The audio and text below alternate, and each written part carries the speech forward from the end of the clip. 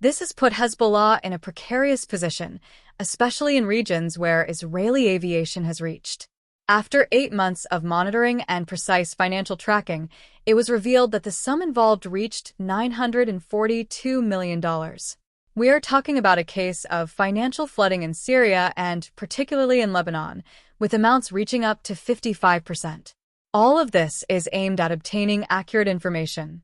The follow-up was so clear that we are talking about approximately 9,432 spies, most of whom are Syrians, on Lebanese soil.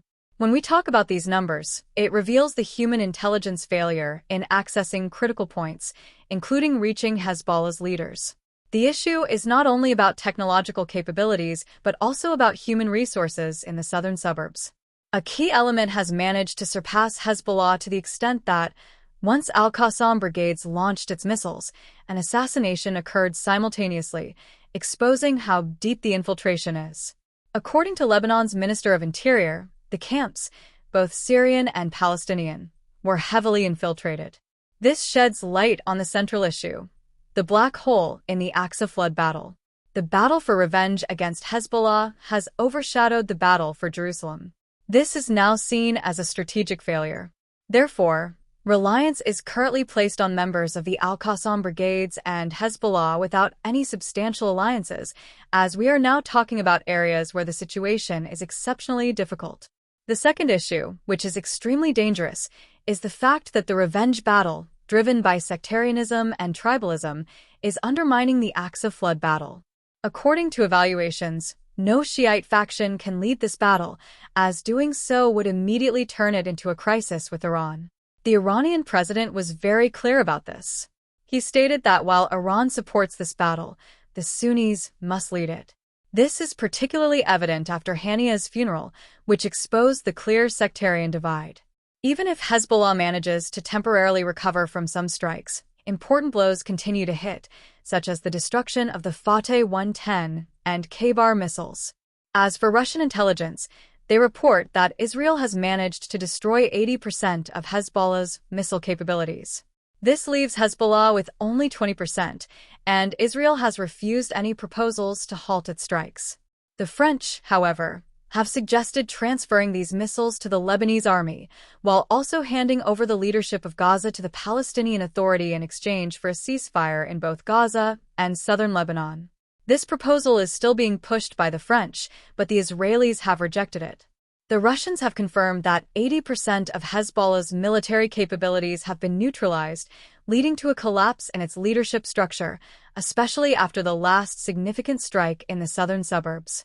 Despite attempts by Houthi forces to move missile systems into Lebanon, both French and American intelligence are against any direct entry of these forces into Lebanon. Even Bashar al-Assad has blockaded the arriving forces in airports, preventing them from moving closer to the Israeli border.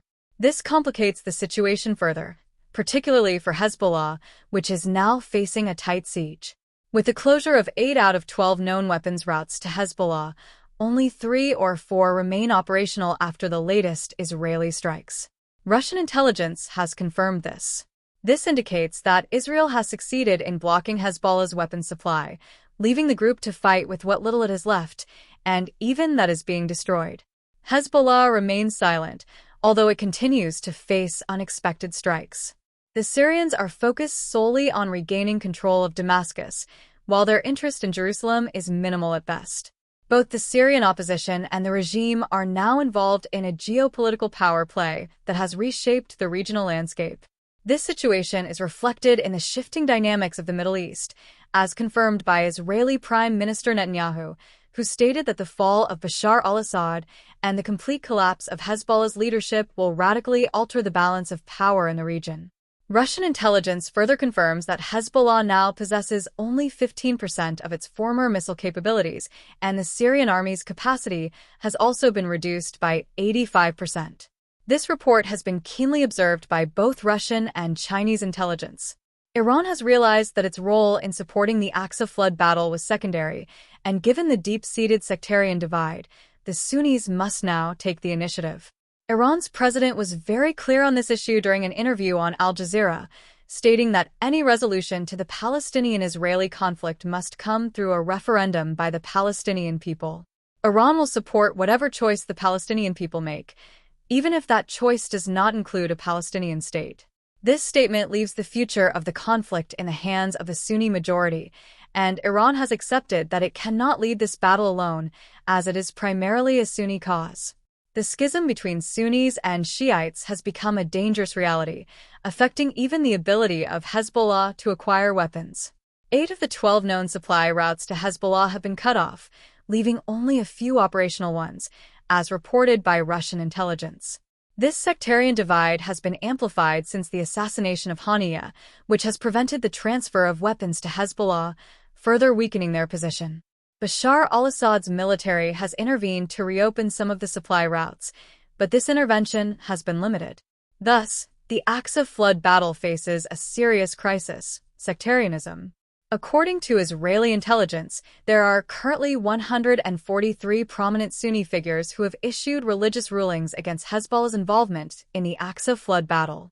These include 32 specific fatwas from influential Sunni clerics, which openly oppose Hezbollah's participation in this battle. This shows that the battle for revenge against Hezbollah is stronger than the battle for Al-Aqsa, and this division has left Hezbollah isolated from religious and national support. Therefore, Hezbollah's only remaining option is to rely on Lebanese nationalism, which will only become apparent during a ground invasion. If Israel launches a ground invasion, Lebanese solidarity may rally around Hezbollah, but until then, the situation remains dire. Despite the solidarity shown on a humanitarian level, the political reality is different, and Hezbollah's loss of support has become clear. In conclusion, Israel's strategic victory in dividing the factions within the Islamic world has undermined the Al-Aqsa flood battle. Both Yahya Sinwar and Hassan Nasrallah are now scrambling to salvage the situation and call for unity, but the sectarian divide has proven too deep. Iran's leadership has called for unity among Muslims, but without Sunni leadership in this battle, failure is inevitable.